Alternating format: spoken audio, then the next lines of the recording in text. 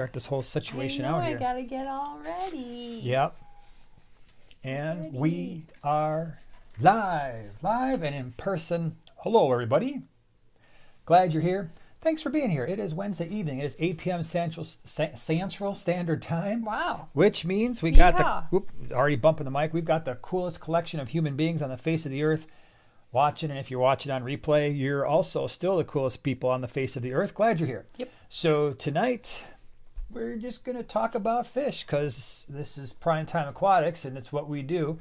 We answer your questions. And so hopefully throughout the course of the week, when something pops into your brain, you have a question, you have stocking options and bullying fish and medication problems for your fish and all kinds of stuff. We hopefully will be able to provide you with some maybe useful insight. We'll see. So tonight, we don't have a subject in mind. We do, as the title suggested, have a giveaway, right? Yeah. And you've already got your toasty number ready to go. I do. I have it. Yeah. Ready to rock. We have, but we're going to throw a curveball in this one, and so you just have to be ready for it because it's a curveball we have not yet done. But I think most people will be okay with it as long as you're paying attention to situations. So anyway, we are hanging out. We've got a bunch of stuff coming up in the near future. This month is a busy month for us. So before we get into that, we did a video on Monday. So more color options for your fish tank. Hopefully you were able to check that out. We are getting to a point with that series where we're starting to, there's a few left. There's a few left that we can do, but I think we're getting close to covering them all, wouldn't you say? Yeah, we're getting there. Covering all the colors.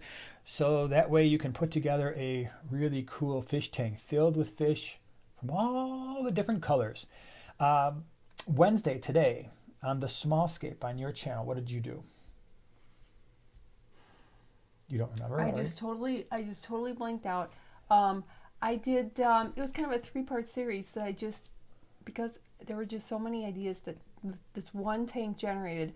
And the latest one from today was how much did it cost for me to scape this 5-gallon tank that I had shown a couple weeks ago? Yeah. Yeah. Pretty interesting. How much did the plants cost? Yeah, and I think it was pretty much in line, at least with what I would have expected. Really? So when I watched, I was like, I should have asked you first.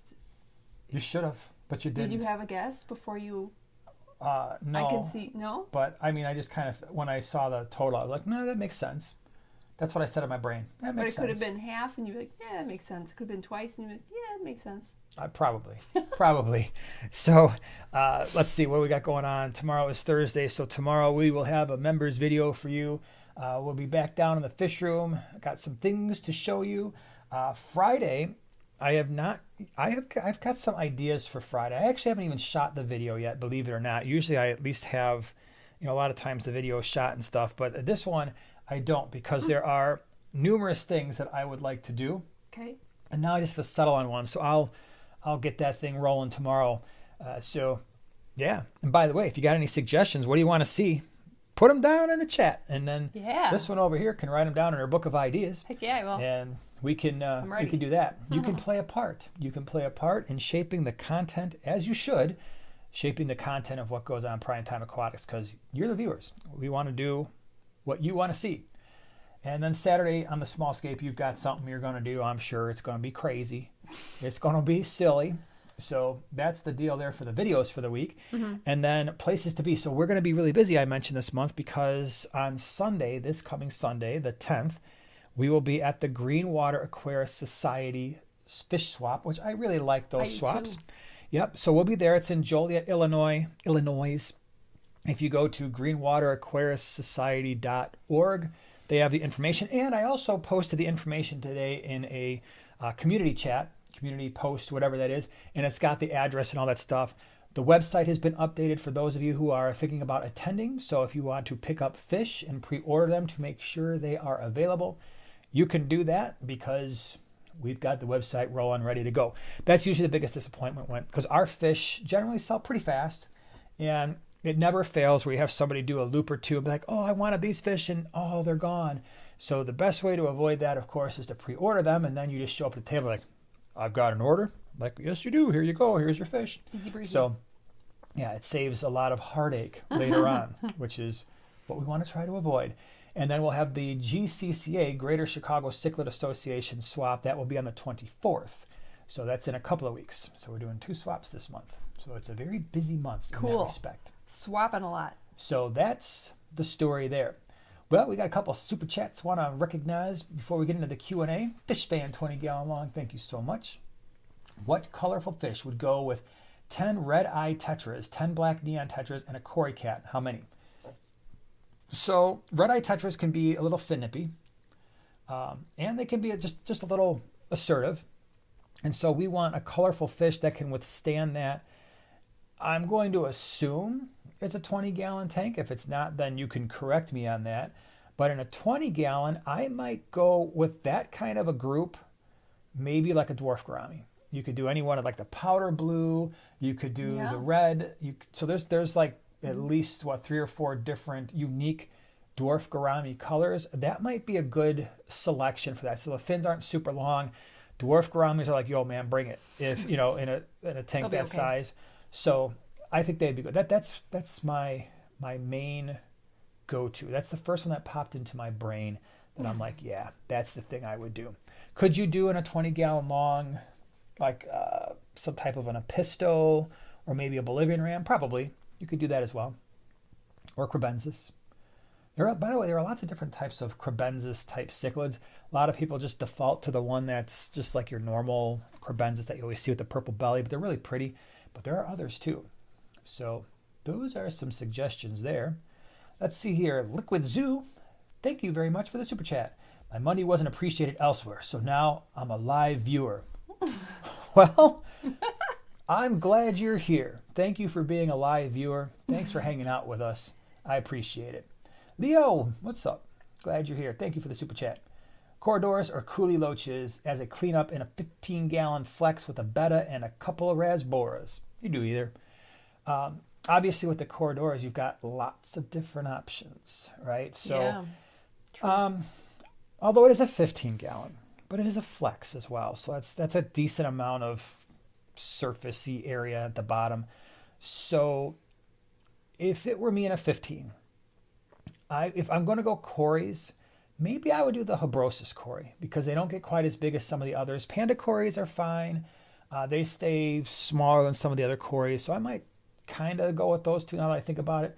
Coolie loaches are cool too. I think you would more likely see the cories out more often than the coolie loaches. Sometimes coolie loaches can be a little bit, they can hide a little bit. Not all the time. And if you keep them in a bigger group, then they'll hide less. They're going to be less intrusive though because they'll be a little bit smaller. So pick one. Either one is fine. I might lean towards the Habrosus cories though, just because I like them in that size tank. We got a bunch of cool moderators here. We've got, I was like, Miss Primetime, you're a moderator, you know that? That's funny. But anyway, the cool moderators, James, thanks for being here. Wendy, I see Oink Master's back. Yay! So glad you're here. So that's pretty cool. Thank you. Hope I didn't miss any of the moderators. Okay, let's see what else we got here. As I'm scrolling around, we've got Thunder Aquatics. Appreciate the super chat. Just stopping by to say hi. Can't stay long. Hope y'all have a great rest of the evening. Thank you very much. Thanks for being here. Thanks for stopping by. Glad you're here. Let me see here. What kind of questions we got? You got anything popping in there today? That's the part where you get to talk a little bit. Imagine that. And by the way, if you do have questions, it's always easier for us to see them when you put the @Primetime Aquatics in front because it highlights it for us in orange. Mm-hmm. It makes it a little bit easier. And we always try to get as many questions as possible. We usually can never get all of them. Yeah, sometimes people get a little upset. But let me give you an example because that was something we were talking about the other day. Someone got mad, I don't know, a week or two ago, like, oh, you didn't answer my question. Let me just break it down for you. 90-minute live stream. A couple weeks ago, there were 1,200 comments. So it could be a little hard to find all the questions. We're thorough in your answers. Maybe just start giving half answers. And then we can get through more questions. This is the live stream of half answers. Half answers and platitudes. What's a platitude? I have no idea, actually. Does anybody know? I'm good at spelling, not necessarily definitions of fancy words like that. Can we start doing those? Once you define it, then we'll just make it all.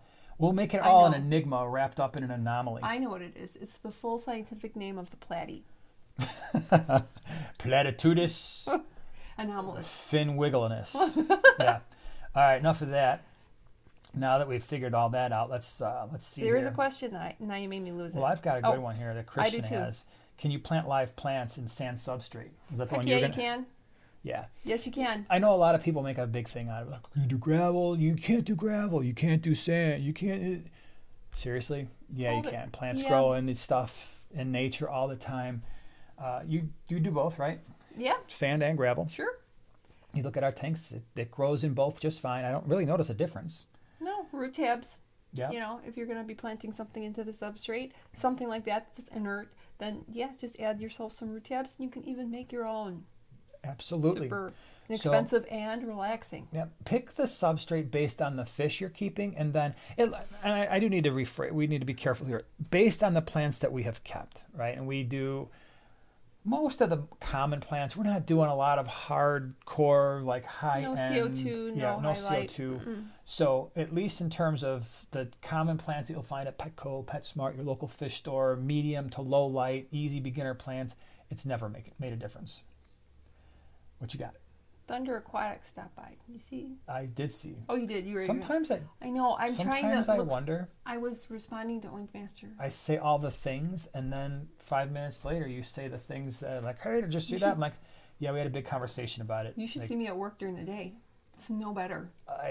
No better. I see you during the day sometimes, sitting there by Sometimes, but yourself not on and then work Wednesdays from home. when I'm out of No, to I my get a real office. I get a reprieve. Regina says, "Man, it's hot here this week. 97 degrees, and it should be Where? 70." That's what my question was going to be to you, Regina. I can't remember. Where do you live? Where are you that you have 27 extra degrees of Oh temperature? wait, hold on. So wait, we got a definition from TB, the mouse in the in Opera House, Opera House. saying what you want to hear. Well, thank you. Really? So that's going to be what we're going to do today. Platitudes. What do you want to hear? I'm going to say it. Okay. So You're when good enough, you're smart enough, and gosh darn it, people like you. somebody gives you platitudes. Oh, okay. Well, thank you for that. But I think you. Drew might be onto something too. He said a platitude is a platy with an attitude. I like that I one love it. too. That would I make think, a great shirt or sticker. yeah. Yes. I got a platitude. Platy with an angry face. Right. Yep. That's going to be the next thing. Here's a We're gonna do it. question. Okay. You want to do a question? I wanna do a relating to question. fish. Yeah. Okay. RMK, 22 senior. Can you keep Corydoras with yo-yo loaches in a 90-gallon tank? I don't see why not. 90 gallons, a big tank. Mm-hmm. And I need to be clear, I haven't kept yo-yo loaches in like 15 years, probably. So I don't really remember how they, are they super mean? Maybe somebody, I mean, not mean, but just really active. But I don't, in a 90, I would think it'd be okay. In a 20 gallon, probably not, because a yo-yo loach would be a little bit too big and want some space and maybe harass the cories a little bit more. Yeah, let's see here. Babda. I have never seen a molly or a swordtail grow at a 4 or 5 inch size. Do they really get that size? Yes. Yes, they do. I have seen them that large. The swordtails with the sword for sure will get that large. And the mollies, the sailfins, I've seen some very large sailfin mollies that were 5 or 6 inches. And yeah, they were big. They were big and they were just out there and pretty crazy. That's why when I did the molly species profile, I recommended at least a 29, if not larger, because mollies are crazy and they can get a little larger than some people expect them to be. And then when they do, sometimes they get, a little active, and sometimes they harass other fish, if not necessarily bullying, but they'll just be all up in their face and in their business, and other fish will be like, I can't take it anymore, and just start hiding in the corner. Really?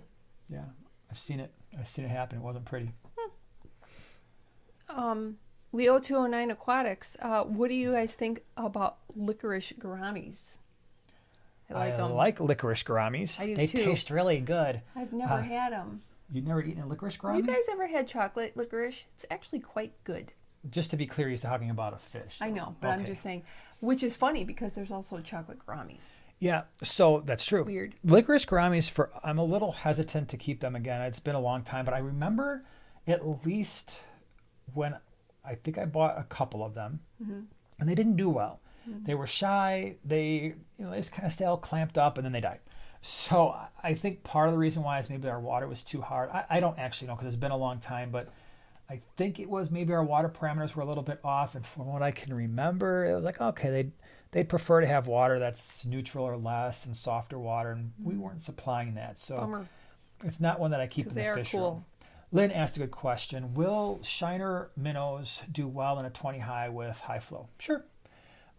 We've got the rainbow shiner, which is, I'm sure that's what you're referring to, on the website that we're bringing to the swaps. I was really excited when I saw them on a list. I brought in not a ton. I don't know if maybe we got 40 or 50, but I plan on bringing them to Greenwater.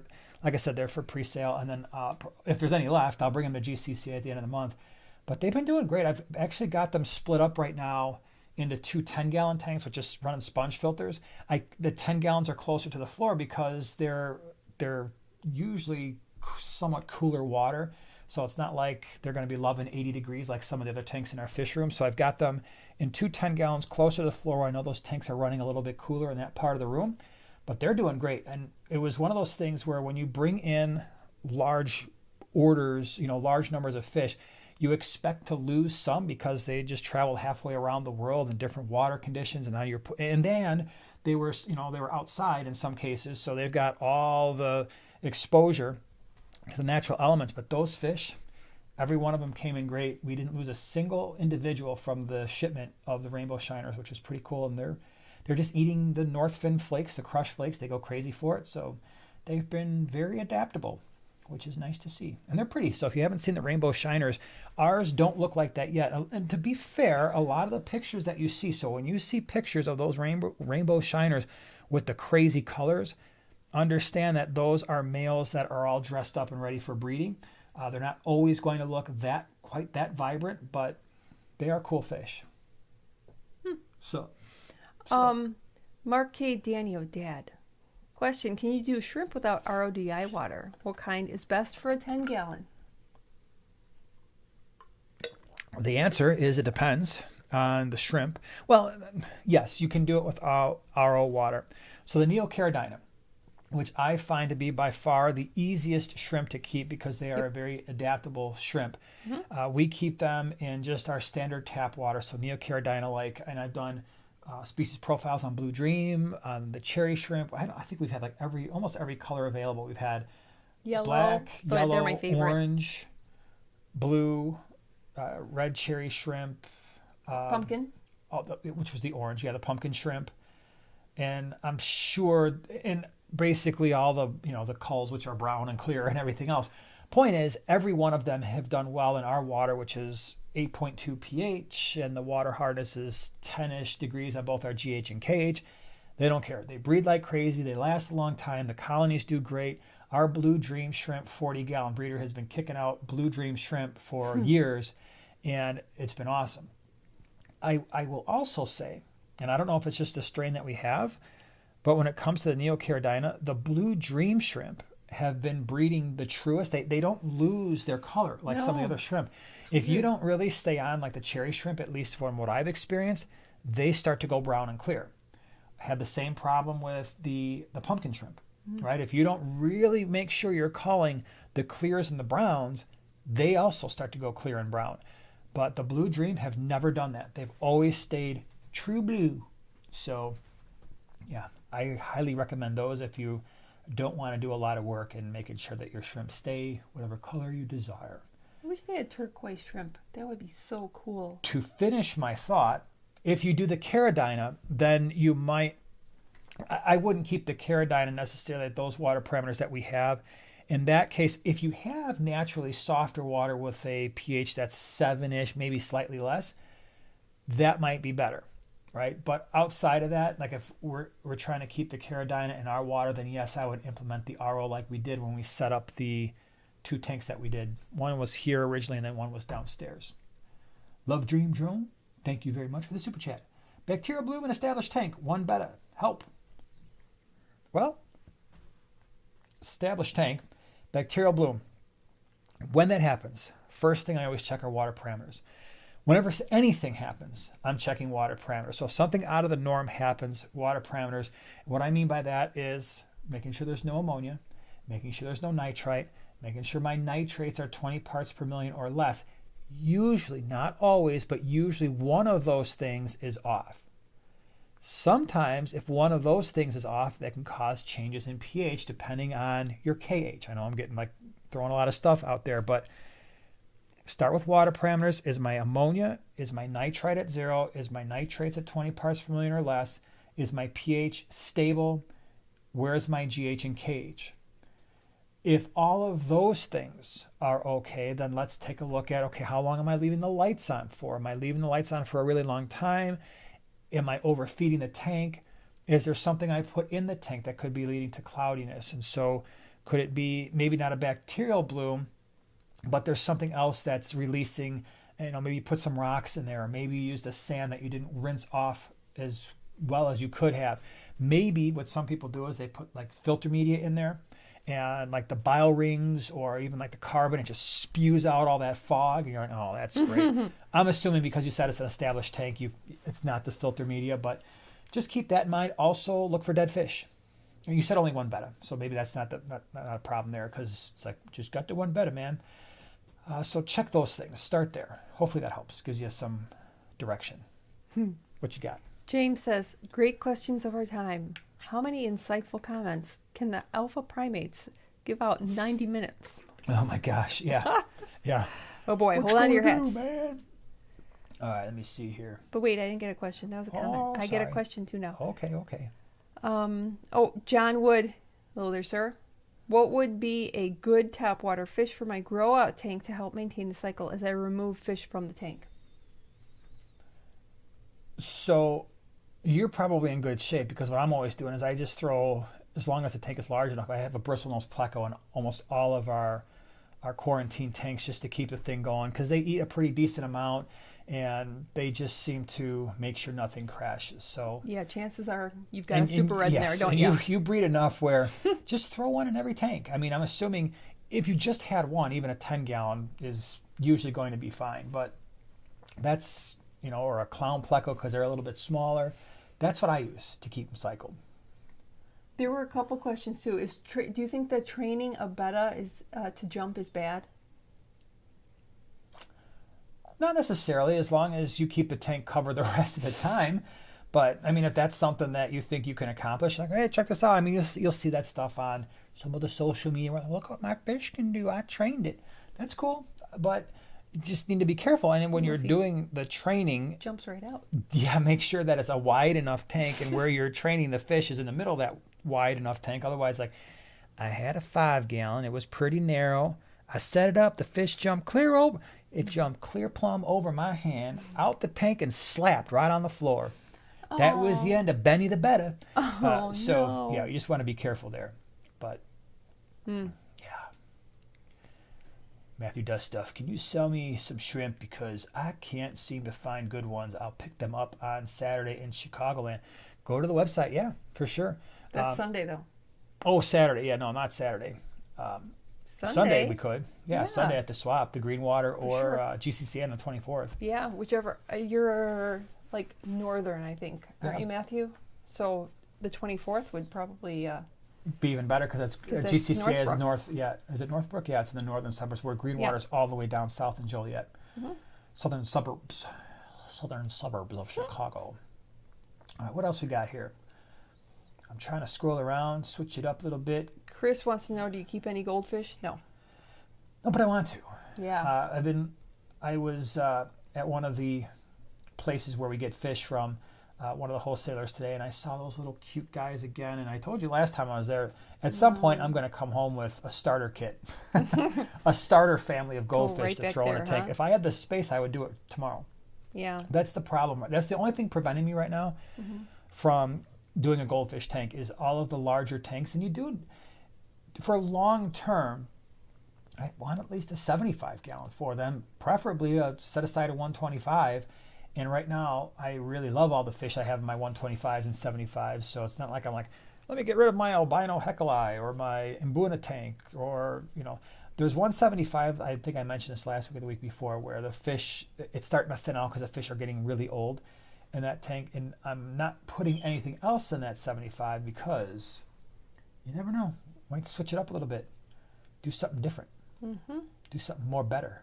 Much more better. Oh, Maine's Tails Fur and Fins is What's here. What's up, Jess? Hey, Jess. What's up? What's up? All right, let me see here. Kathy says, is it okay to keep 3 Oscars with 2 common plecos in a 300-gallon stock tank? Yeah. I don't see why not. 300-gallon, I mean, my gosh, you're probably, what is that, like I know we've got a 4-foot 150, so if you slap 2 of those things together, you've got an 8-foot tank that's 24 inches wide and 30 inches tall, at least. So, I mean, the common plecos, even at that 8-foot tank size, they're going to be stretching it a bit, but if that's all you got is 3 Oscars and a couple common plecos, it's going to work for a long time. Yeah. Be a cool tank. Jersey wants to know, do you recommend slope substrate or more flat arrangements in terms of aesthetics? That's all you. I would, I think generally speaking, anybody's going to tell you, for an aquascape, if you do a sloped up towards the back, it's going to give it more depth and more interest. And you can also get more height too with whatever your hardscaping is, so it's kind of a win-win. So for aesthetics, I would definitely go with the sloped. Whatever she said. Roderick, thank you very much for becoming a prime-timer, primate, prime-time partner. Our crew is growing. That's cool. Dave from Iowa is here. Glad you're here. Glad you are here. Let's see what else. Farallon, what causes gill curl? Only fish affected by it are blood parrots. No one else in the tank. Let's see. Lamellay are slightly exposed. Is this dangerous? No water issues. The short answer is I don't know. I wish I did, but I'm not sure.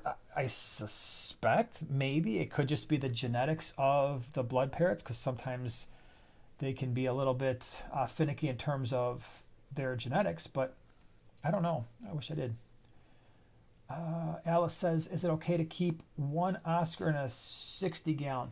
You can start it out in a 60. I did that I had 3 Oscars in a 55, which is basically the same. If it's a 4-foot 60 long, it's just a little taller than the 55.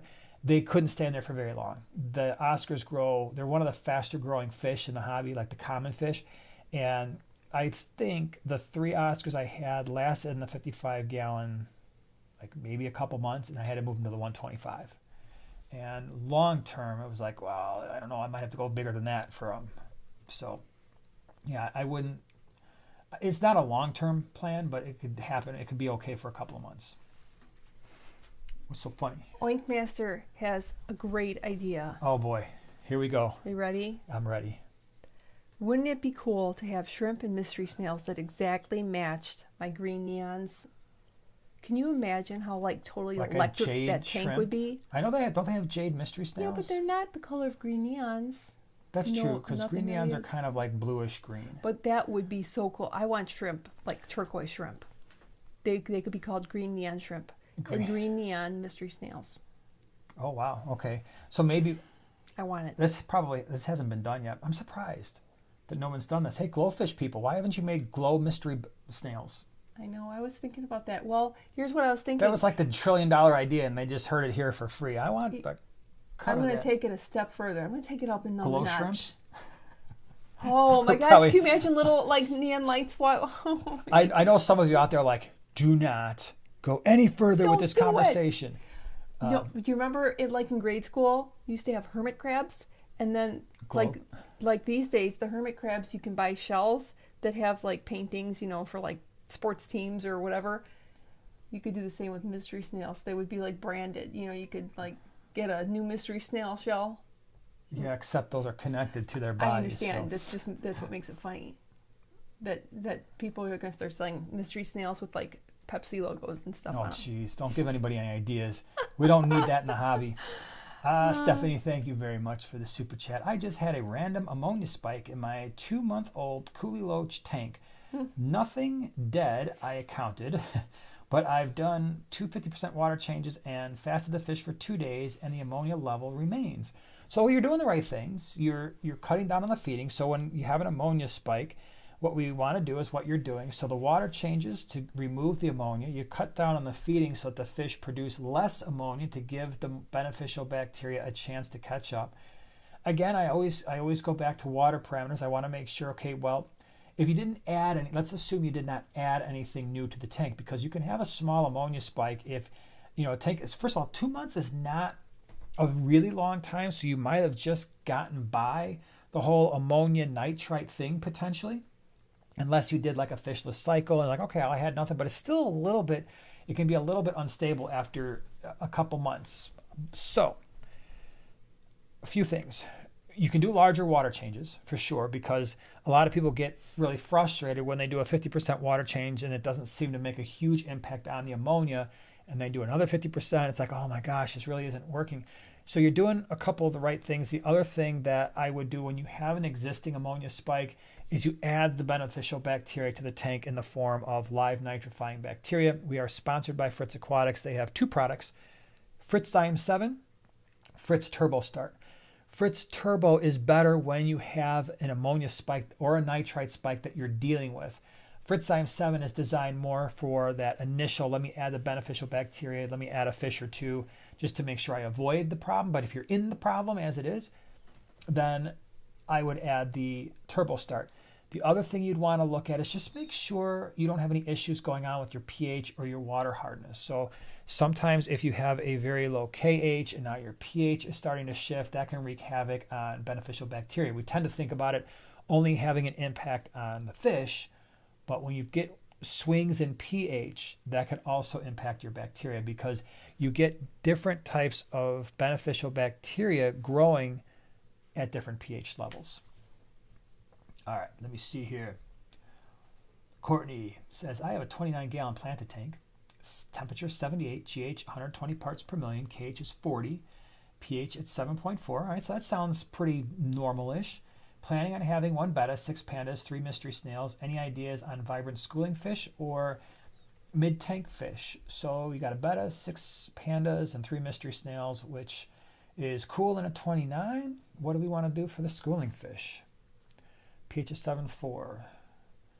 I would say not necessarily hard water, so we're moderately. Oh, you're going to say green neon. She's going to say green neon. I am, because in my farm tank, that's what I have. I have Elizabeth Betta in with my green neons and mystery snails. Yeah, you do have the advantage there with the water hardness and the pH that's not as high as ours, where you can do some of the neon types. The black neons, for us, have always been the most, probably the fish that experience the least amount of problems, although the green neons have done fairly well.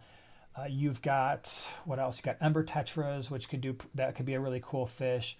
You've got the gold tetras, which I really like.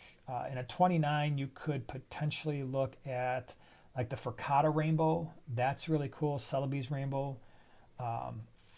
What else? You could do something crazy and look at the rice fish. Yeah. Like the Medaka rice fish, true. the Java rice fish. That might be interesting. They're going to use the entire tank. If you really want to stay with the schooling fish, you could try brilliant green rasboras. You got the pork chop rasboras. What else? There's a bunch of options, but I think that's probably going to get you started. You'd put rice fish in with a betta?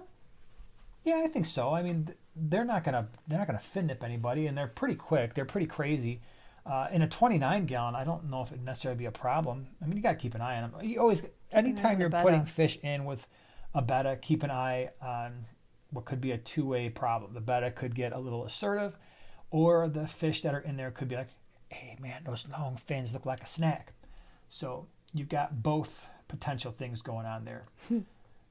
What's so funny? We have a long-time watcher. Oh, no way. A long-time watcher and first-time commenter. That sounds like a whip's world to me. Yeah, that's true. I have a question. Only the professor can answer. All right, well, get ready to answer the question. While at Aquarium Adventure, I saw a 65-gallon, 36 by 18. Would that be okay for a flower horn? So the 65 gallon is the same as a 40 breeder. It's just a little taller, right? That's the 65 gallon we're looking at, not the 60 breeder, which is the new one. That's like the same footprint as the 75. Would it be okay for a flower horn? I don't know long term because I've seen some big flower horns at some of those flower horn competitions at like Aquashella and back in the day with the Aquatic Experience.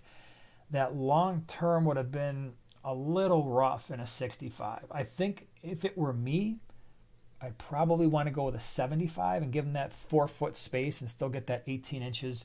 Obviously, that 65 is a little taller, but I think I'd want at least a 75 for a flower horn long term. It'd work for a little while though. Victoria Lee, she's here. Green neons all day. Thank you, by the way, for the purpley plant. Can you tell her what the purple? Because she didn't know what the purpley plant was. So I think it's some sort of hygrophilus. I don't know how you pronounce it. I think it's I believe it's one of those. It's in that it's in that family. But it's cool. It's growing in our tanks. It even sprouted out the top already. Oh yeah, so stay happy it's like camper. a weed. It's totally cool. Yeah. Steel Waves, thank you very much for the super chat. New 20 long multi-tank, pH of 8.2, KH of 5, GH of 8. I put crushed coral in the filter and dead rock in the tank after 2 weeks. No KH or GH change. Should I do more? You can.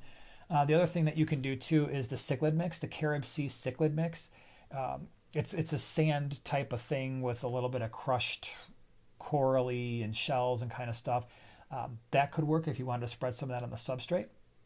But yeah, you can definitely add more. If you're not getting a change in GH, KH, and everything is stable, then put more in for sure. The good thing is it's stable. So that's what you're looking for. Obviously, as that colony grows, that could have a little bit of an impact on the pH if they grow, produce a lot of waste, and then overcomes the buffering capacity of your KH, starts to lower your pH. But yeah, you could certainly add more. For my these are funny comments. For my green neon explosion tank, Riverfront Aquatics, they leave neon trails as they move through the tank.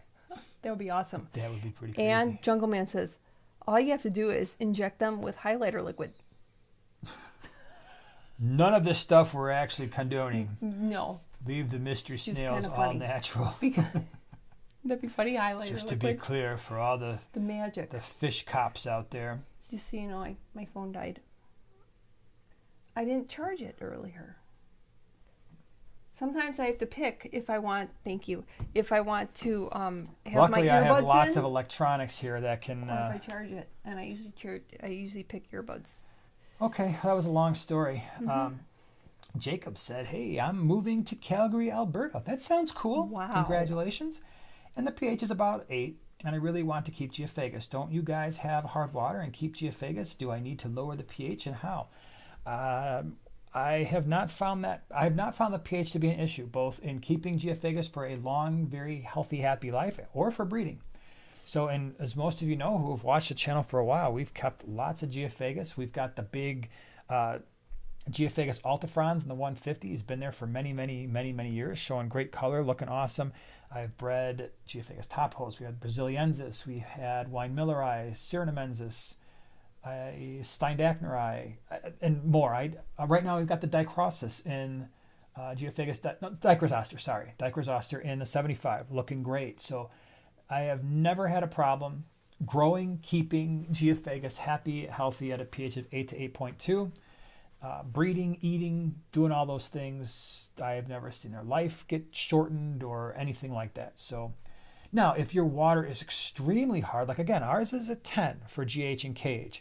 Now, if you're talking about, oh, mine's an 18, I don't know, right? So I don't know how that's going to work, but at least with what we've got, it's worked just fine. All right, let me see here. We're scrolling around. You know what we should do? We should probably do the giveaway here in a second. Andy, appreciate the super chat. Any advice for keeping yellow perch? Did you have any tank mates with when you did it? Keep up the great channel. Well, thank you. Yes, with the yellow perch we did have 2 things going on there. One, we did have some bluegill. I don't think I would have done that long term because bluegill will get kind of nasty. And bluegill are one of those fish where you see them when you catch them and the sun is shining off them. You pull them out of the lake like, wow, these are so pretty. I bet they look amazing in a tank. And they don't. They always just look kind of green. Even the sun, even like the I'm losing it, the sun bluegill, the pumpkin seed bluegill, I don't find it look nearly as good once you get them in the tank, but the yellow perch do. What I liked about the yellow perch is they just seem to want to be around one another, and I kept them for a while, and they're really pretty. Now, if I were doing that again, I would want to keep them on a dark substrate with a dark background. The yellow and the orange tends to show a little bit more, but I really enjoyed those fish, and that's one that I would love to have back in the fish room. And I probably would, like right away, make some space for those bad boys if I saw them. So, all right, let's, I think we should do the giveaway. What do you guys think? Giveaway? Yeah, giveaway. So let's talk about what it is that we're doing here. We'll just start with this because it's funny. I'll warn you now, there are 3 things that the winner is going to be receiving tonight, and they are 100% totally and completely unrelated to each other. So it was basically like my scatterbrain being like, I think these would be cool. And so I got them. And now I'm like, there is no rhyme or reason. Like, sometimes like, hey, this is the fish meds thing, or this is the botanicals thing. Nope, you're getting 3 very random things. I hope you enjoy it. These 3 random things came from Flip Aquatics, flipaquatics.com. They are one of our channel sponsors. If you like what we do here, they are one of the companies that makes what we do possible because they support us, and in turn, they support the channel and support you. And they supply us with these things because this year I said, hey man, I'd really like to give more stuff back. I'm like, that sounds like a great idea. What can we do? And they've always been very willing to help. So thank you to Flip Aquatics for this. So first thing you're going to get, are you ready? A cylinder. This is an intake sponge. Now here's the kind of the cool thing about this. This is a large intake sponge, so this could definitely go over like an AquaClear 110, it's a Tidal 55, maybe an AquaClear, 50. But here's the cool thing. So it's got the hole in there that you can't see, but trust me, it's there.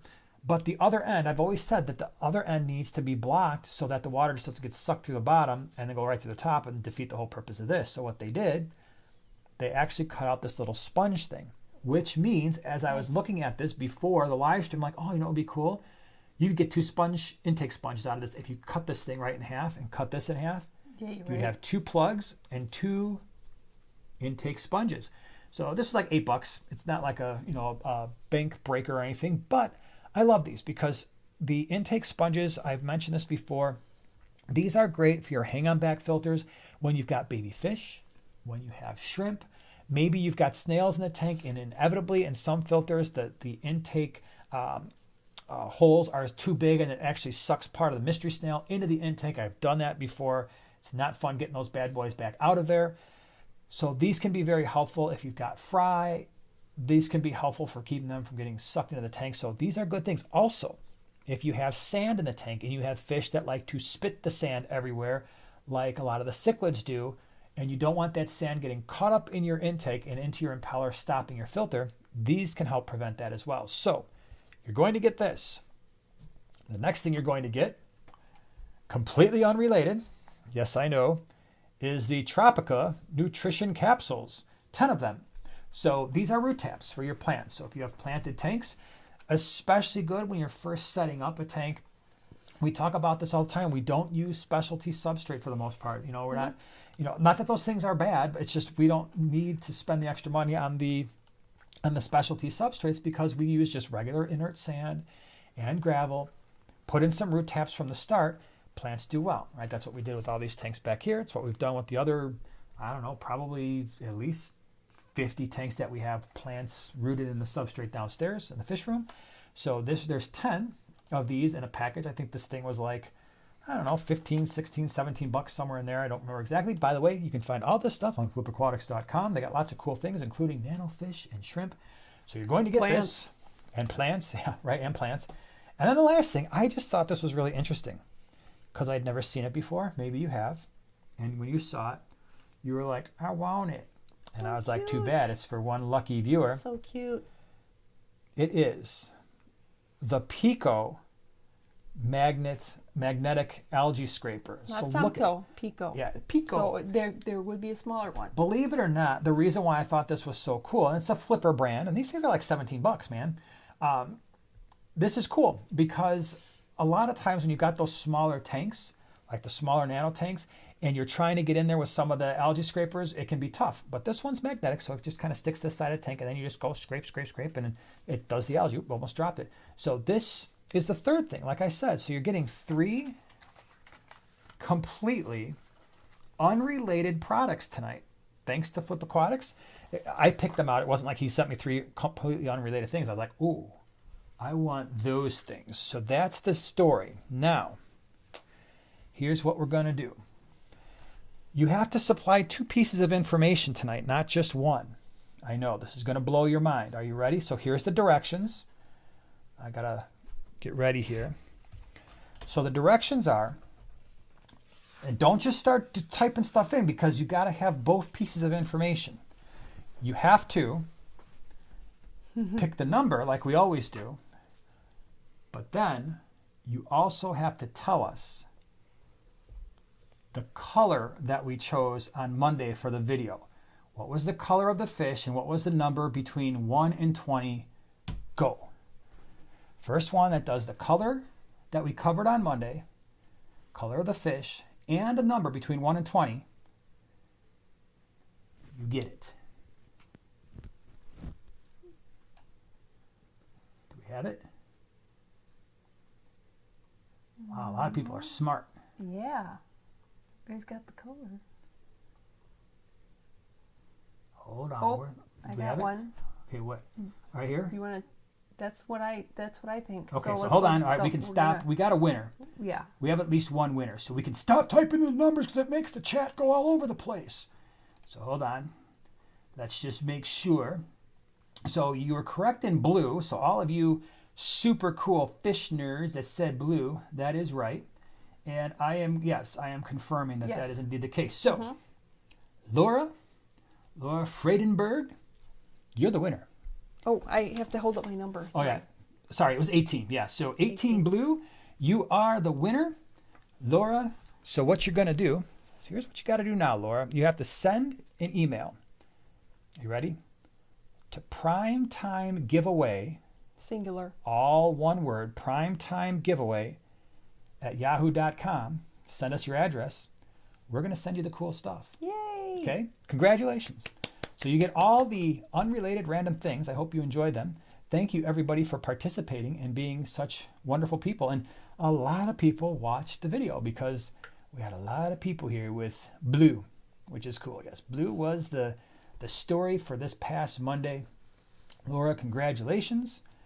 Very happy for you. Yay, and that's fun. Before that happened, however, I did see a super chat by Ty. Good job.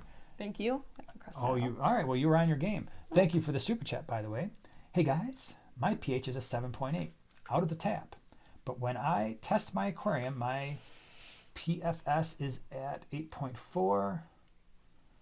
It's silica sand. Any ideas as to why? Thanks as always. So why is the pH going up after it's in the tank for a while?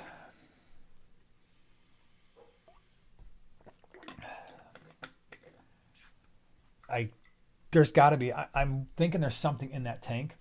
You have any rocks in the tank, like natural rocks, like sandstone, flagstone, Texas holy rock, anything that could have been like crushed coral, like some type of aragonite thing going on? The silica's not going to do anything because that's not generally going to do too much to the substrate. I just think that there's something in there, maybe something in your media that could be boosting it. That would be my guess. Anybody else has a great guess? Let me know. What you got? OSO, quick question. Mystery snails and shrimp, are they good tank mates? Yeah. You like it, right? That's a combination you've used before? You bet. I like the mystery snails and shrimp. That was the combo, right?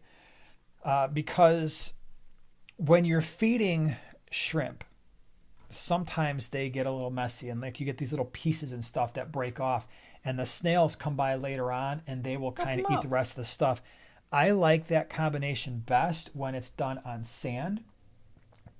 I really, over time, have gotten very hesitant to put shrimp on gravel, especially in a shrimp-only tank, because what happened was we had a red cherry, and it was the one that I used in the video for our cherry red shrimp species profile years ago.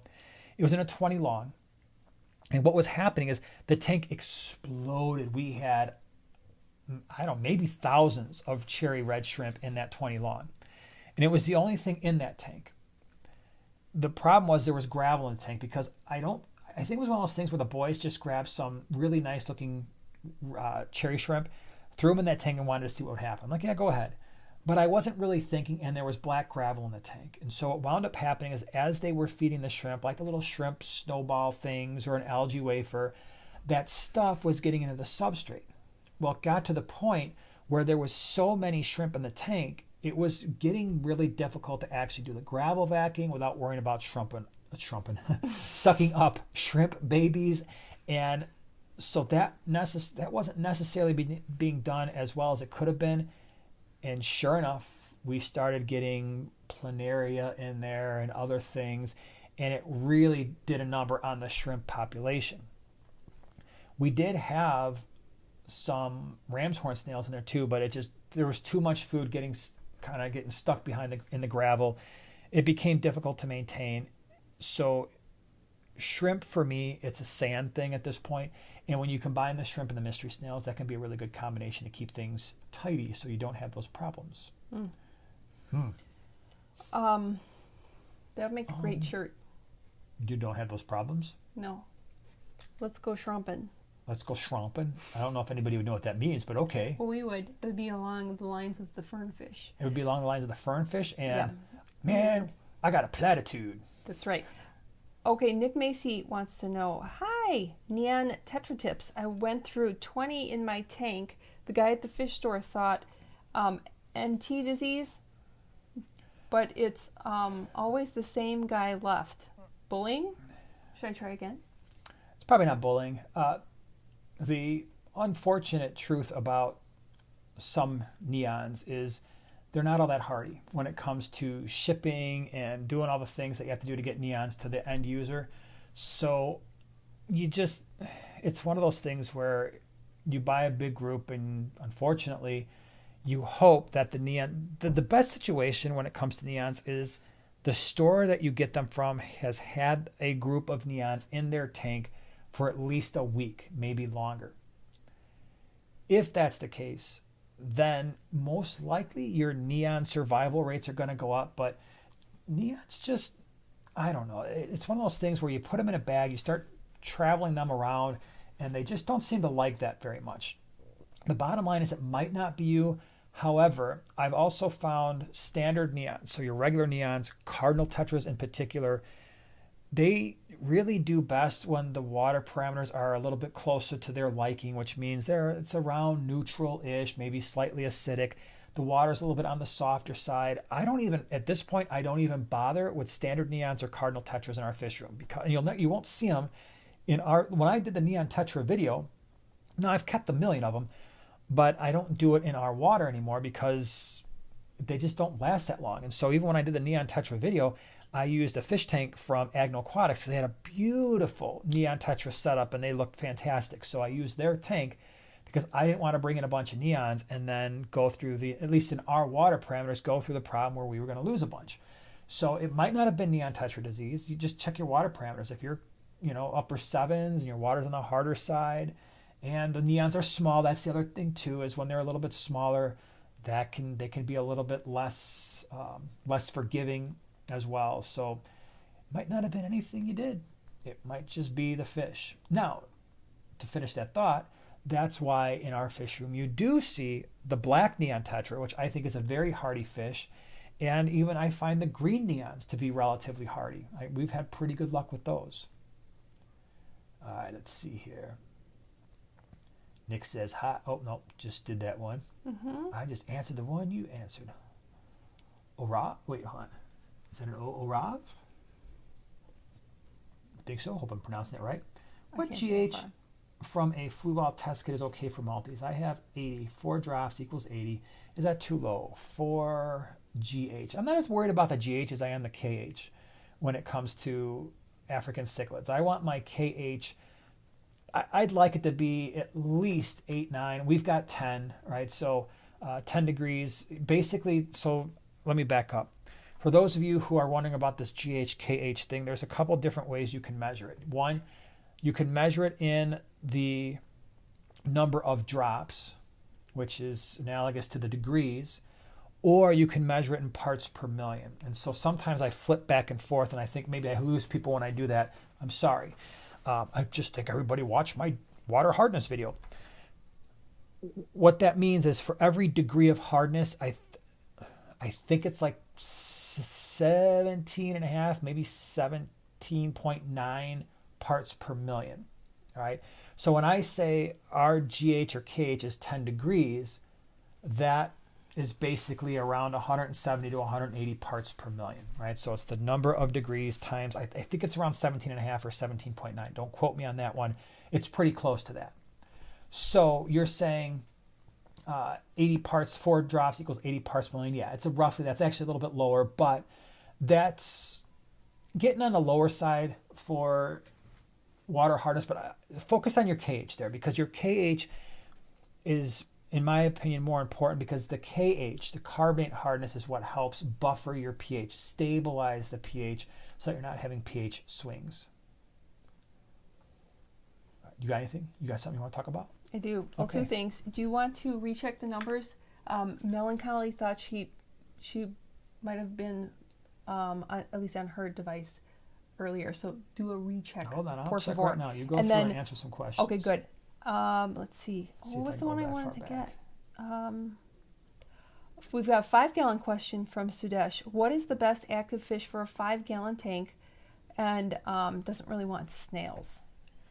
Active for a 5-gallon. Well, the little guys that I just did, the micro-rasboras, they're very Dwarf active. raspberry. I- Are they also called micro? No. No, I'm sorry. I've got those are next on my list. Sorry. Great. Sorry, it's my bucket list right there. Yeah, the dwarf rasbora, really good. Also chili rasbora, mirror rasbora, very similar. They all look very similar, but lots of color. And then, well, probably even the Dwarf emeralds, yeah, galaxy. CPDs, Yeah. or Fermies. The Heterandur formosa. Yep. Yeah. For sure. So, melancholy, you said? Mm-hmm. Go back and just make sure your chat is on live chat and not top chat, because it will give you a different order based on that. So go back to live chat, and then it'll probably straighten out all the things. Okay, but you did double check that you. I checked as far up as I could, and if that ever happens, I can go back the next day, just email me back. Can you just double check it again? And I will. So, because I can't scroll all the way up now, but what I can't can do either. is I once tried. on the replay, it shows the live chat in relation to what's going on. Mm-hmm. Nick says, no, man, Nick, we already answered Nick's question. I just don't know why I want to keep answering it. Hold on, I saw Super Chat, Kevin and Lisa, thanks for being here. Can you get nitrate spike after adding root tabs? How to balance fertilizers and nitrate levels? Can you get a nitrate spike after adding root tabs? I suppose you could, especially if they're not buried very deeply, but I don't know if that's ever happened to us. I mean, in theory, yeah, because the root tabs are going to contain the fertilizer your plants need, and part of that is a nitrate-based thing. What we do, and again, I don't really worry about it as much with root tabs because we tend to bury them. I've never really, to the best of my knowledge, experienced that issue. That issue can happen more frequently if you're using liquid fertilizers, because you're just squirting that stuff in there. And what some people run into is a problem like, oh my gosh, I'm getting algae. And it's like, well, check your nitrate levels. Like, I'm at 50 parts per million. Are you doing liquid fertilizers every week or after water changes? Yep. Like, well, you don't need as much, right? Mm-hmm. So even though the directions on the liquid fertilizers might say 1 squirt per 10 gallons or something like that, if you find your nitrate levels are climbing and climbing and climbing, well, cut back. Maybe it's a half a squirt. Maybe you skip. Maybe you go every other week.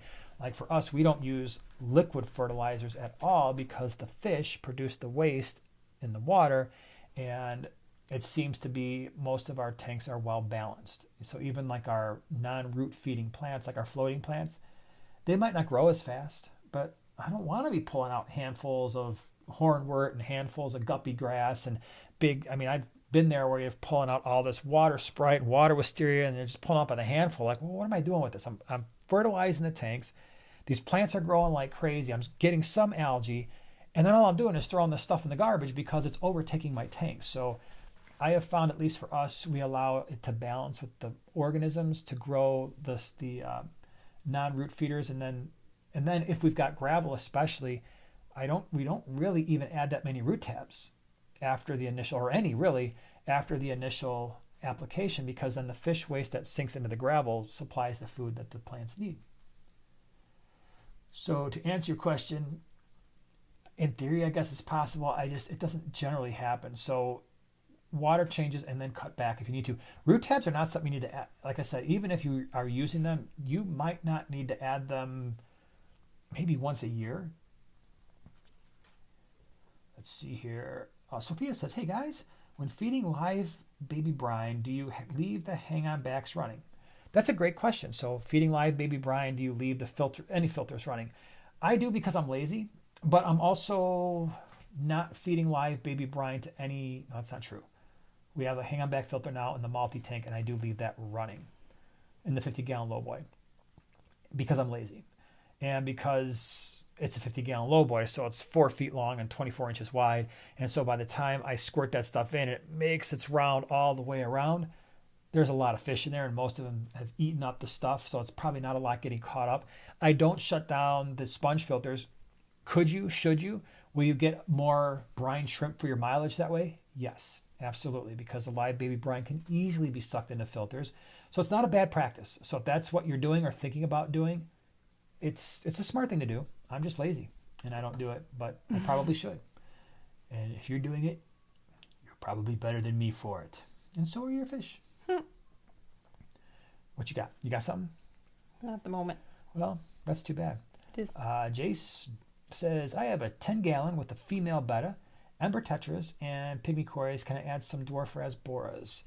I would be very careful with the dwarf rasboras with the female betta, because if the female betta is full grown and the dwarf rasboras are on the smaller side, Yep. there's a chance you could see some go missing. The size issue, it's not a size issue there, but it's more of a how small are they relative to the betta, because we've all done it.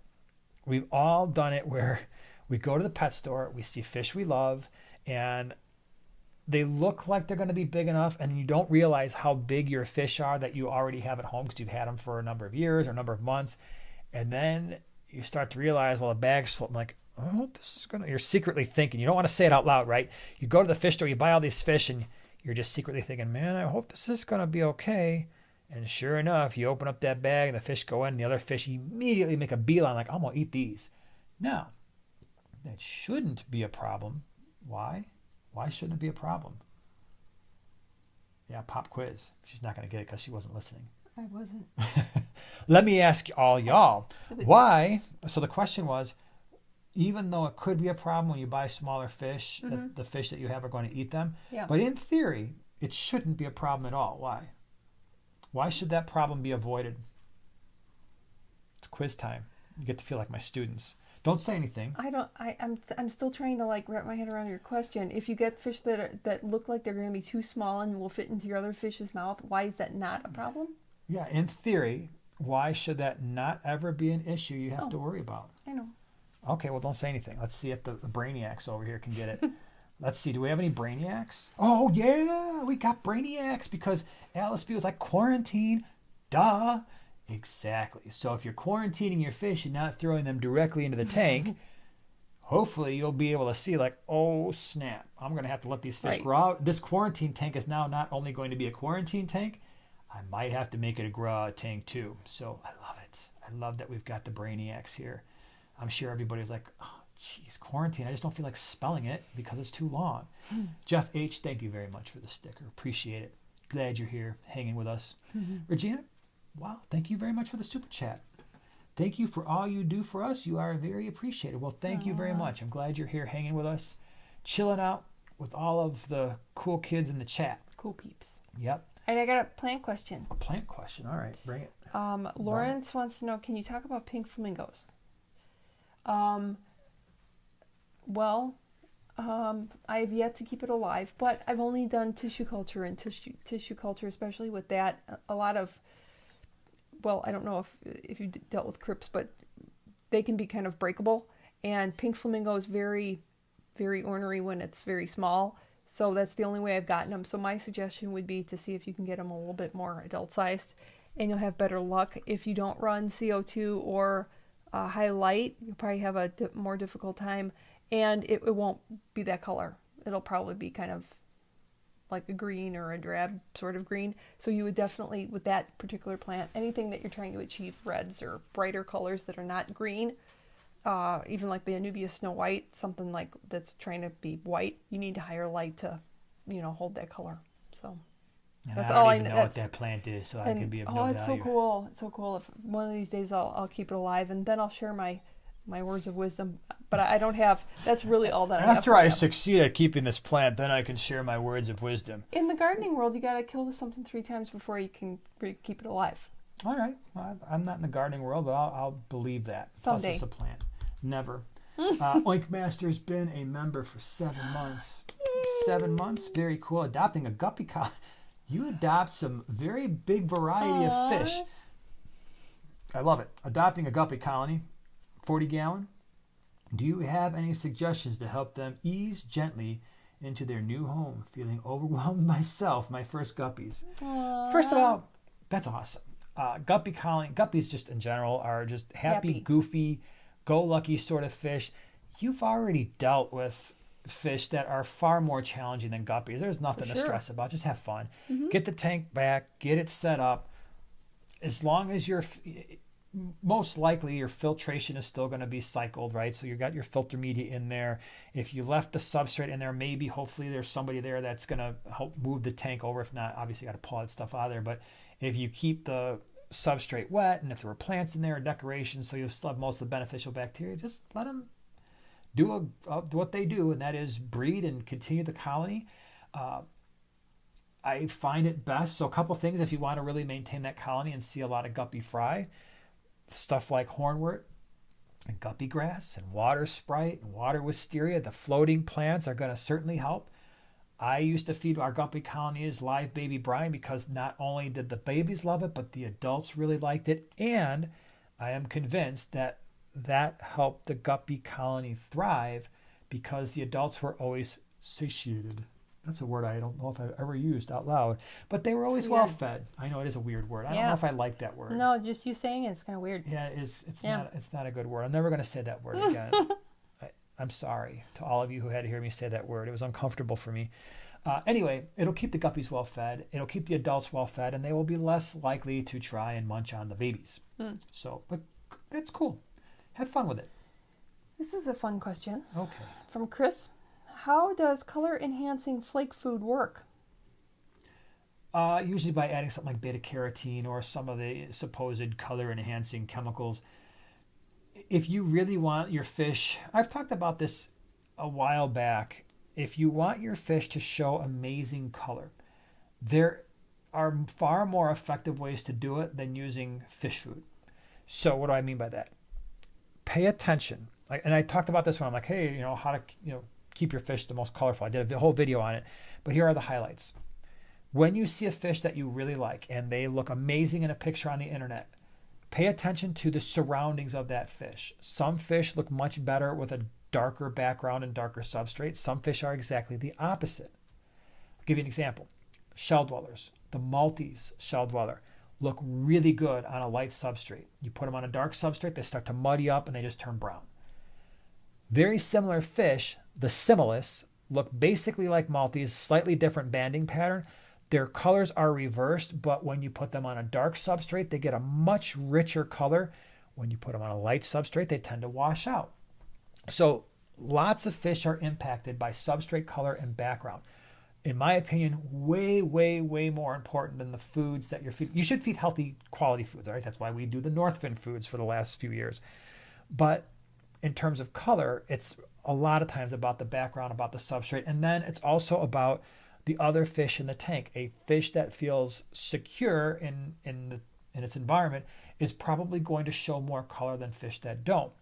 Also, and this is especially true when you're dealing with cichlids, males will tend to be far more colorful if there are females in the tank, and the dominant male will show amazing color when there are other males in the tank because it's like showing off. It's like, it's like sticking out your chest, like, yeah, check out my color. I am the fish in this tank. It's my tank. So those things I think are more important than the fish food. All right, let me see here. I saw something I wanted to see. I wanted to address Rebecca. Hello from Illinois. Hello from Illinois. Glad you're here. Suffering with the horrible weather the last week or two. It's good for the flowers. We're still getting rain. Sure it is. TB, platy, Variatus platies is a good beginner fish. I agree. Variatus platies are nice. You don't need a heater with them as long as you're keeping your tank at least, I don't know, low 70s. Lots of color, great personality. The hyphen Variatus are really cool. Love them a lot. Back when Fin Wiggles was here, that was her favorite fish. I know. I don't know where Fin Wiggles has been. I will always. Anybody seen Fin Wiggles lately? Popping up on commented on a couple of my videos, I remember. Okay. Fin Wiggles. But lately I haven't seen Fin Wiggles. She's missed. You're missed if you ever watch the video. Somebody tell her that she's missed. Diana, thank you very much for the super chat. I have a bumblebee male betta. That's cool. By himself in a 10-gallon. He isn't eating. That's not cool. He doesn't want to interact with me. All of my temperatures and water levels, etc., are perfect. I'm worried about him. That stinks. Okay. So back to the water. All right. Let me just tell you what perfect means to me, and it probably means the same thing to you, but just so that we're on the same definition of perfect for a betta. Perfect for a betta to me means our temperatures are around 78 to 80. Perfect water means no ammonia, no nitrite. We're still keeping our nitrates at 20 parts per million or less. It also means that our pH ideally would be maybe around neutral. Like we keep our pH at, obviously I keep saying 8 to 8.2, and bettas do fine, but perfect would be closer to that neutral, maybe even slightly acidic. GH and KH in the perfect world would be mid-single, maybe upper single digits would be pretty awesome. Okay, so if we've got all that, and that is, like you said, that's all fine. Next thing I'm looking at is water flow. So we don't want our betta having to fight water flow. Believe it or not, that can really shut a betta down in terms of it's not going to eat. Yep. It's worn out. It's stressed. Now it's just hanging out somewhere. So I'm checking water flow, making sure that the betta is not having any issues. And you'll know when it comes to water flow, because if the flow from a hang-on back filter, sponge filter, is really blowing them around as they swim by that water flow, they're getting pushed all over the place. So they're going to avoid that, especially bettas. They're like, I don't want anything to do with that. I'm going off into the corner.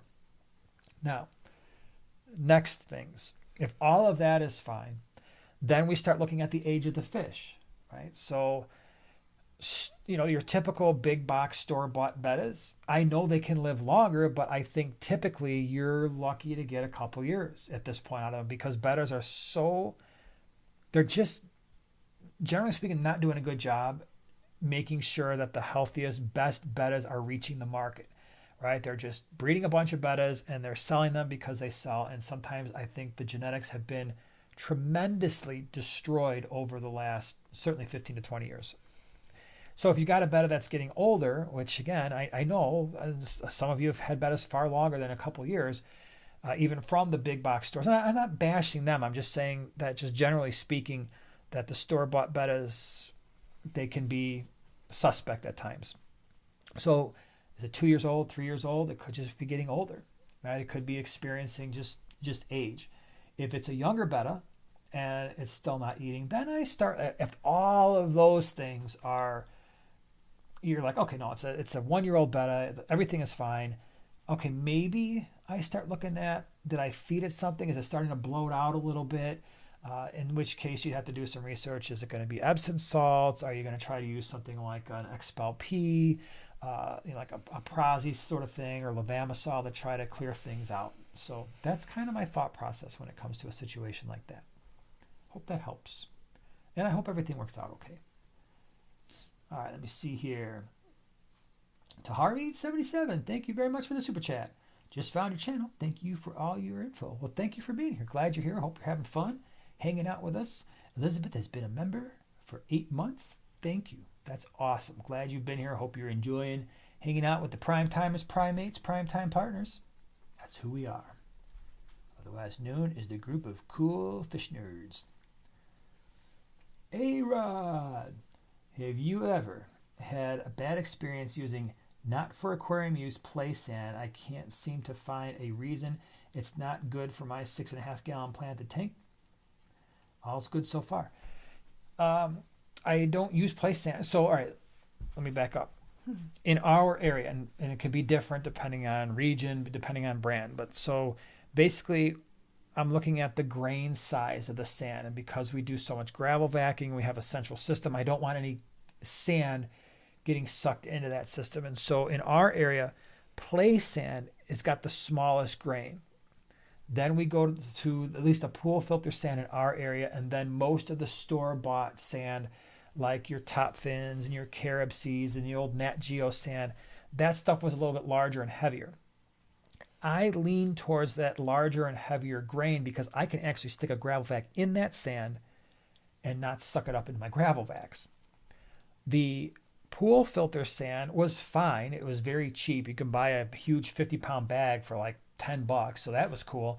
But I was having problems because it was a lighter grain, and you couldn't go into the sand. You had to just kind of do the swirl with the gravel vac above the surface of the sand to get things out.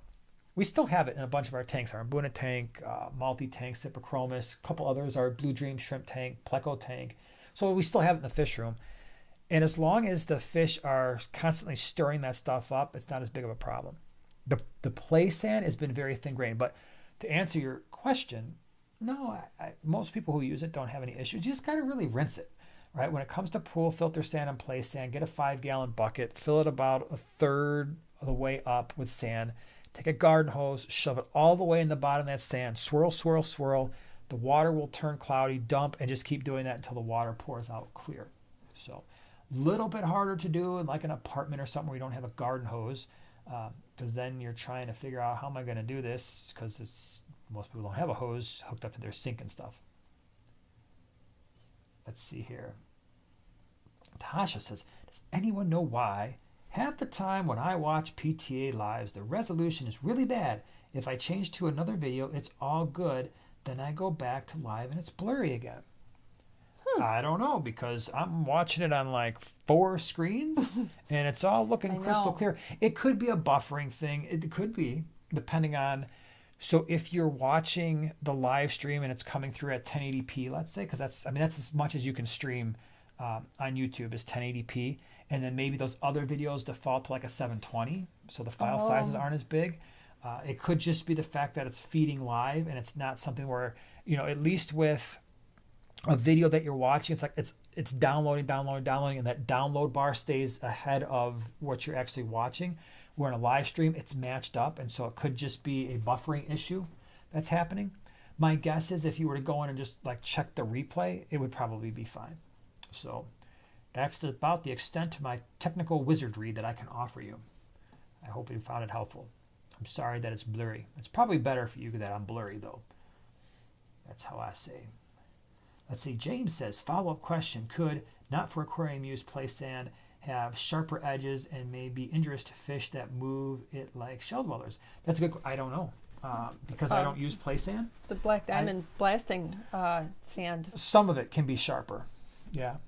Although we have guys in the GCCA, which is a cichlid club, and cichlids constantly interact with substrate. They've been using it for decades, or I don't know, a long time. They never seem to have any problems. But I don't know, like if the play sand is any sharper than pool filter sand or stuff you buy. Nick says, do you guys think German blue rams could go on gravel like small rocks? And follow-up question, how do plants do in that substrate? Plants are fine in gravel. Again, every plant we've ever grown will grow fine in sand or gravel. Use root tabs at first, either case. Kept German blue rams on sand. I've kept them on gravel. Didn't seem to matter. I know some people say, hey, they do like to interact with the substrate a little bit. So if I had a choice and I was setting up a tank, I would prefer to have it on sand. But when I kept them on gravel, it wasn't a big deal. Have you ever put a cuttlebone in a tank? Yes. Okay. I put cuttlebone in the mystery snail tanks every once in a while. I didn't like it quite as much as, and I've mentioned this before, but like the Cat's Aquatics, like the snail food, because the snail food offers more than just the minerals that the snails need. So that's why I've gravitated towards that, because then they're also getting the other nutrients that they need as well. But yeah, done it. Cody says, I have some breeding stir-by cories, but can't get the eggs to hatch. Any tips or tricks? Well, I would try to make sure that the water parameters are as conducive to their hatching as possible, which means a lot of times you can keep the cory cats in high pH and relatively high water hardness, but then to breed, the eggs need closer to what they would find in nature. That's one of the things that it's a little bit tougher to get around. And I've mentioned this before, but one of the interesting presentations I heard a long time ago at a Greenwater Aquarius Society meeting, there was someone there talking about, I don't remember what fish they were breeding. It might have been discus or angels. I don't remember. But they were talking about it might have been an angel strain that was wild angels. But anyway, no, it was Epistos. And they were mentioning how the Epistos were growing fine. They lived their lives in Chicago tap water, which is what we have. But when they would breed them, the eggs would never survive. They would just fungus up and they would die. And for a while, they thought that the eggs were not being properly fertilized. But upon more research, what they found was that the eggs have these microscopic holes. And those microscopic holes allow for gas exchange and that kind of thing. And in those eggs, those holes weren't very large. And in fact, they're larger for fish that breed and exist in harder water. But if they breed in softer water, those holes for gas exchange are smaller and they tend to get clogged up with those harder water minerals sooner, and so then the eggs don't survive. So I don't know if that's what's happening, but it could be. It could also be that they're not getting fertilized, or sometimes they fungus up if you don't have, there could just be something in the tank where I know that happens to us once in a while where, something breeds, we put it in an egg tumbler, and like I look a couple days later, I'm like, oh, these things all fungus and they died. So could be a lot of that too. What you got, ma'am? Let's see, Rianne. My sand has been turning dark gray. I'm pretty sure it's due to lack of circulation. Will it affect my fish? Wait, what? I think I saw that question a number of times. Wait, say it again. The sand, her sand is turning gray, like a dark gray. Yeah. Due to lack of circulation. Will it affect my fish? No, that dark gray is most likely bacteria. It's a hydrogen sulfide thing going on. It's an anaerobic process that's happening where in the substrate you wind up with some sulfur that is naturally produced by some of the anaerobes. It's part of the sulfur cycle. And then you wind up with hydrogen sulfide. If there's any iron in that substrate, sometimes that combination will produce a black color. Usually, if it's happening at the top, that could be an algae thing if it's happening at the top. But if it's happening like at the bottom, or if you look under your tank, like, oh my gosh, it's all turning black, that's normal. It happens to most all of our tanks. Been that way for years, never been a problem. I know a lot of people worry about, hydrogen sulfide released into the water. Again, I think that while it could be a problem in rare cases, for the most part, it's not, because that would be that rotten egg smell sometimes. And quite frankly, especially in some of our bristlenose breeding tanks, when we've bred them in gravel, and they're another fish that causes a lot of mess in the substrate. You put that gravel vac in there, you'll see the stuff bubbling up, like air pockets bubbling up, and then you'll smell the sulfur. But all the fish are fine.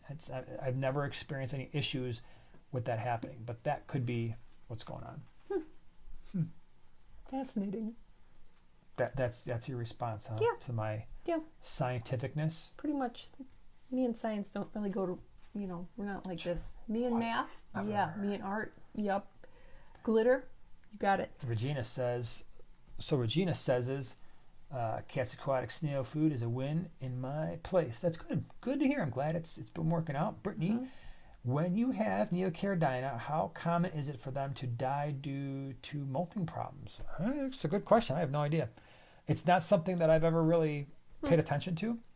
Because partially the reality is, in the breeding tanks that we have, we wind up with hundreds, if not thousands. So if a few of them, even a few dozen, are dying because of molting issues, it's not something I would ever notice. Usually, in those tanks, we have maybe a bristlenose pleco in there, or something that are going to eat the bodies, like the juicy goodness anyway, and then you're just left with this exoskeleton. So I have no idea if it was a molting issue or just the exoskeleton from a complete molt. So I don't know. Let's see here. Elizabeth says, did I mention I have 4 female peacocks holding as we speak? Wow. As we freak. That's cool. That can be fun. What I do with those, I don't know what you do, but what I do with the female peacocks or imbuna, any mouth breathing fish, is I will remove it from the larger group because they can't defend themselves, and it's like they're not eating anyway, right? So they're not eating, they're getting skinny, they're getting weaker, they're trying to protect their area. If they if any fish is trying, or males are still trying to harass them, it's like, what can they do? So I scoop them out with a net, chuck them in a 10-gallon, one female per 10 gallons, and just let them chill. And they usually just go right behind a sponge filter because that's where they feel comfortable, which is fine. And then I wait a couple weeks, and then I see a bunch of little babies, and then the female's out. She's like, "Oh, you coming near my babies? You're not coming near my babies," and they'll come right out to the front of the glass. But then the fry get to eat, the female gets to eat, pack on the weight again, rest a little bit before she goes back in the main tank, and the males are all like, "Hey, I remember when you were with child, but now you're not. You want to be with child again?" So we want to give her some time to just relax and hang out with the kids. Yeah, hang out with the 30, 40, 50 kids that she just spit out. So, and sometimes, especially when they're really small, you come near the glass and she sucks them all back into her mouth. And I just think that that's a natural process that they should be able to enjoy. So, but that's cool. Congratulations on all the potential fish babies you're going to have. Mm-hmm. Alicia says, "What's your thought on bamboo shrimp?" Bamboo shrimp. We had bamboo shrimp? What are those crazy ones that we have in the 40? We always Are those wonder bamboo? if they're bamboo or I think they're the other bamboo. one. Are those the ones that crawl around? The filter feeding guys and they look they're like larger. Yeah, they'll crawl on your hand and make it. Oh man, all these things are crawling. Remember, I opened them, they're crawling over my arms like a cockroach. So if that's the ones, I like them, but they freak me out. Not gonna lie. And they crawl around the tank. If that's the ones I'm thinking about, the bamboo shrimp. I gotta look. No, I thought bamboo have like almost like fingers or like they're little. It's what's the other I'm not one? a shrimp expert, so. A mono.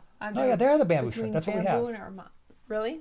Yeah, these guys. Yeah, I think they're cool, but they creep me out big time. Bamboo shrimp they look like cockroaches in a fish tank to me, and they're much larger than regular but they're shrimp. cool because they just sit there and they're the filter feeder ones, and they just sit there on the hose next to the sponge filter, and they're all just like, so they're cool like that, but they're freaky, man.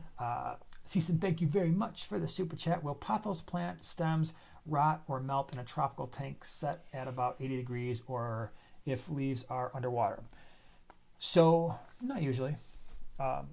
We keep a lot of our tanks around 80 degrees, and we've got pothos in them, and I've never had a problem. Will the leaves underwater, you're going to want to try to make sure that doesn't happen. Although there were a couple, and I don't think it was a standard pothos, but at one point, I kind of wanted to see how long it was going to last. We had some leaves sprout underwater near the surface, and they were there for months.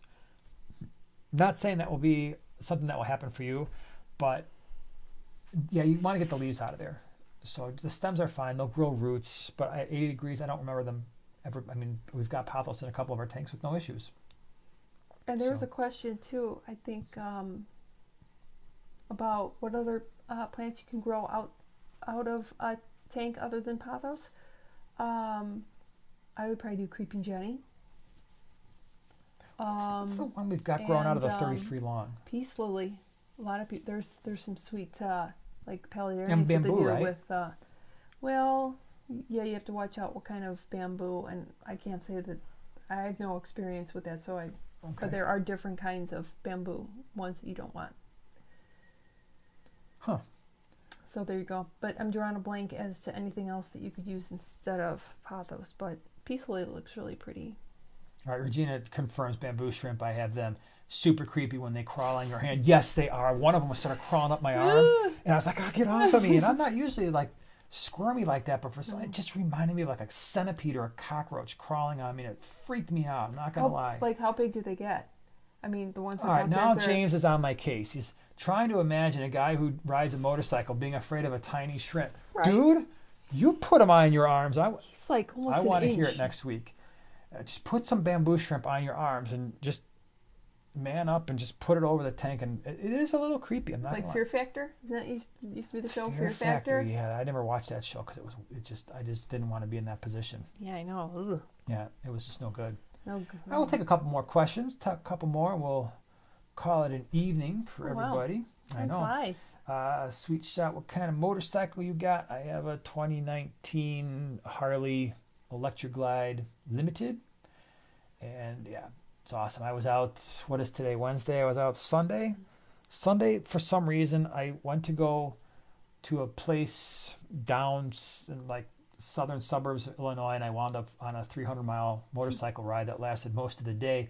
And Sunday in Illinois, it was nice in the middle of the day, but it was a little chilly when I left. By the time I was getting home, I was like, it's getting cold again. So yeah, it was a longer ride. You missed out on that one. So usually my partner in crime is on the back, but I'm glad she was got busy. chilly. Yep, she was busy. Yes. But yeah, I was between the cold and the long ride. I was a little tired on Monday for my work week. Shelley says, I love arthropods in general. I love my millipedes. They look funny. So here's the thing. As much as I don't like the bamboo shrimp crawling on me, I could go all day with the little roly-polies. I could pick up like thousands of those things and just be like, oh, little roly-polies, these things are great. Yes. And I hear, like when we were at Aquatics, Tanner was saying, was it Tanner who had the collection? I thought Tanner said he had some. A collection of what? Serpa. I know Tanner, but of the roly-polies. Maybe I wouldn't doubt it. I know he has isopods. That's an isopod. Oh, yeah, he's got lots of isopods. Yeah, so I would collect those. I think I'm going to start. What do you think? Bugs. Primetime I roly-polies? love all that, but not with the little critters. Primetime roly-polies incorporated. That's what we're going to do. And we're going to bring them into the house. And it's going to be fun. Oh, Shannon. Hey, Shannon. Hey, Ryan. What's up? She's asking about philodendron. I think so. Don't quote me, but yes, that's quite possibly something you could research it, make sure it's not toxic, but I think you can have that. That's the one that you can have popping out of your tank. Cool. Camden says, sure there's tons. I'm looking to get some angelfish, but I'm a bit worried about aggression. Do you think a small group of females would be less aggressive than a group of mixed males and females? Yeah, probably. But you still might get some aggression, some territorial things happening. I always say, when it comes to angelfish, I just like having one. If you got like a 125, a 6-foot tank, it works out better. But even in a 4-foot tank, a full-grown angelfish is going to be a pretty nice centerpiece fish. Let's see here. Badaboo one, how do you keep your Oscar fish from killing each other while spawning? Good luck. You don't. Unless it's a really large tank. They just get territorial. They're cichlids. So there's not much you can do except remove the ones that are not spawning so that they don't get beat on. All right, let me see here. What are we doing? We'll do one more. Whoops world. No bugs in my house on purpose. All right, so we see eye to eye on that one. No bugs. Yep. All right, I think we are going to call it a night. Tasha13 though says, "Will you be getting some new shirts? Are you gonna do the summer shirt? Are you thinking? Yeah, she's got to get on that. She asked that question. I remember you asked that question in a comment yesterday or day before. Yeah, but I got to work on the pink ones too. I got a couple shirts to work on. All right, so the answer is yes. Yes, it's going to happen at some point, but I really want the summer version.